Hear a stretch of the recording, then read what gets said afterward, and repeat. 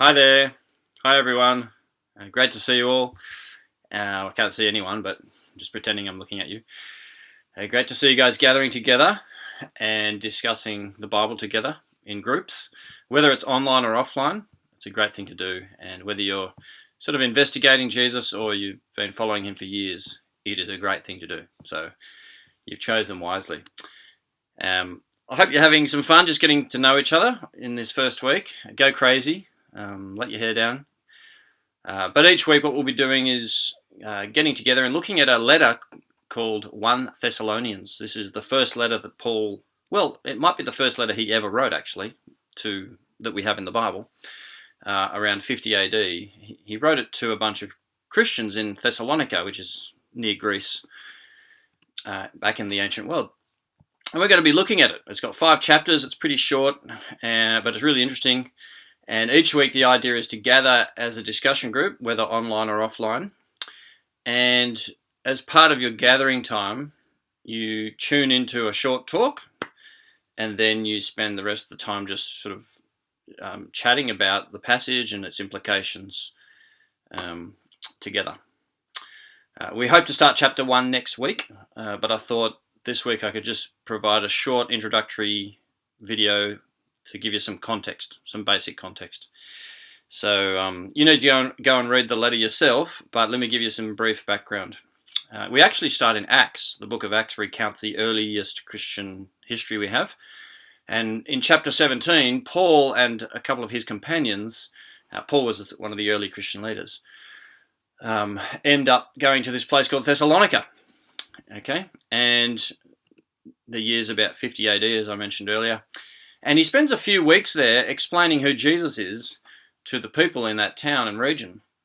And it's amazing because people start becoming Christians. They decide they want to follow Jesus. They're persuaded by what he says. And so it's a very exciting and fruitful month of ministry. And you can read about that in chapter 1. But then something bad happens. After about a month or so, Paul is forced out of town by an angry mob, basically. They don't like him, they don't like his message about Jesus, and so they chase him out of town, and they actually keep chasing him if you read the rest of Acts from 17 onwards. Excuse me, I just had an apple, a bit of gastric reflux. So these new baby Christians, you can imagine these new baby Christians are left alone in this hostile city, and they've only been Christians for a month, and Paul's been removed from them. He's isolated, and he's deeply concerned about them.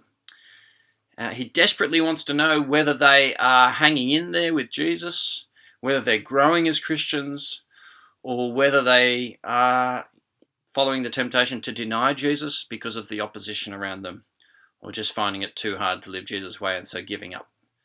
So what happens is Paul eventually sends Timothy, his co-worker, on a bit of a recon mission to find out how they are going. And you can read about that in Thessalonica, because chapters 1 through 3 is basically Paul recounting what they all know happened. So Timothy goes into the battle zone to find out the status of these Thessalonians. And as Paul waits for Timothy to come back with news, you can imagine the suspense he's living with. It's probably killing him. Are they still Christian? Are they still alive? Will it be bad news or good news or something else? But as you read in chapter 3, Paul recounts Timothy's return, and the news was fantastic! The Thessalonians, they're not just surviving as disciples, they're thriving. They're on fire for Jesus, even in the midst of the hatred and the hostility and the suffering and the temptation to live for yourself. And, they're just going strong in their faith and their love and their hope, which is the language Paul uses. And so Paul then immediately responds to that news, that good news, by writing this letter, right? The 1 Thessalonians letter in response to that news. And he recounts a lot of that in the first 3 chapters. And there's a reason why I think he recounts that shared knowledge that they both have. He wants to explain the reason he didn't return to them immediately. He wants to explain why he was isolated, and it wasn't because he didn't care for them or love them. It was because of the intensity of the opposition.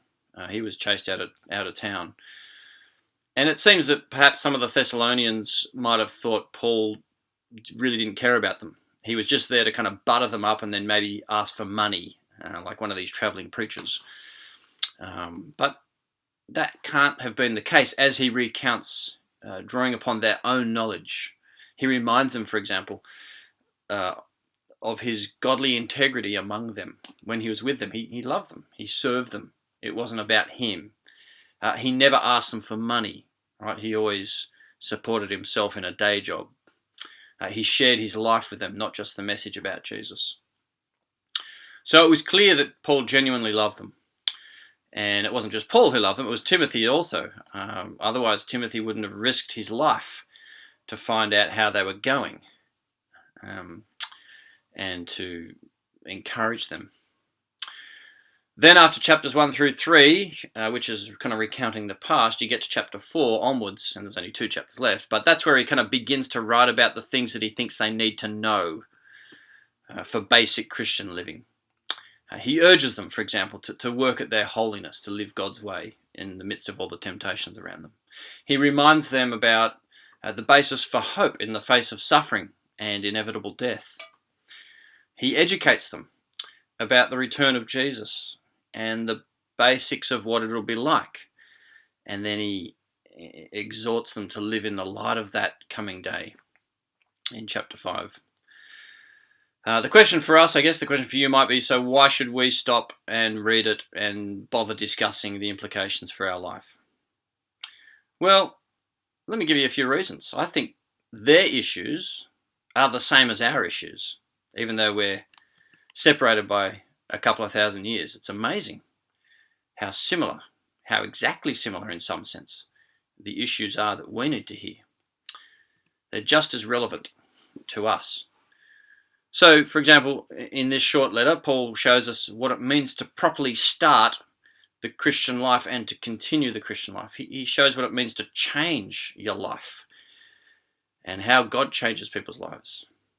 He gives us some really helpful input on how to understand God's will for our lives. Have you ever asked the question, what's God's will for my life? This letter is going to help us. He'll train those of us in various positions of Christian leadership how to think about that, what kind of attitudes we should bring to that activity, what kind of disposition we should have. It's almost like he gives you the ABC of ministry leadership in this letter. He helps us to value people as precious, and he shows us how to care for them spiritually, among other ways.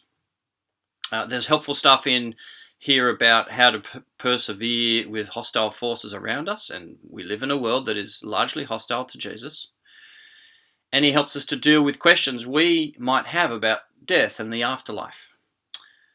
And perhaps some of us have, lost a loved one recently, and we're grieving the loss of someone. There's some really great comfort for us in this letter on that topic. And then lastly, he shows us how the return of Jesus, the future of Jesus, if you like, actually is really relevant for how we live now. It's not just some weird thing off in the future that doesn't relate to the here and now. So, whoever you are, whether you're investigating Christianity, this is going to help you to understand how Jesus influences a person's daily life. Or you've been a Christian for years. It's a great letter for you. I love this letter. I think it's written with passion. There's a lot of passion in this letter. It's practical and relatively simple. And it was written in the context of isolation, which is something we can all resonate with at this time, isn't it? So that just gives it that extra boost of relevance. So I look forward to being with you and bringing you some snippets of it each week. And I hope you enjoy gathering to discuss the implications for our lives.